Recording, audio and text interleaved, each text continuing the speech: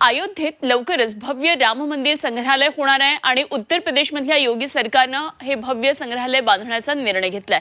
यासाठी योगी सरकारकडून 52 एकर जमीन देण्यात आल्याची माहिती आहे आणि याचं बांधकाम हे टाटा कंपनी करणार आहे। अयोध्येतल्या एका परिसरामध्ये 52 एकर जमिनीवर राम मंदिर संग्रहालय बांधलं जाणार आहे आणि हे संग्रहालय केवळ भव्य नसेल तर गुणवत्ता आणि बांधकामामध्ये आंतरराष्ट्रीय मानकांचं पालन केलं जाणार असल्याचं कळतंय।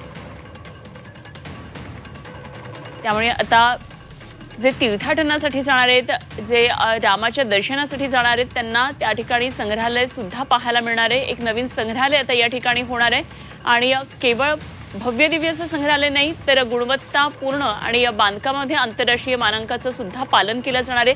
त्यामुळे एक उत्कृष्ट दर्जाची बांधणी अयोध्येमध्ये या संग्रहालयाद्वारे पाहिली जाणार आहे।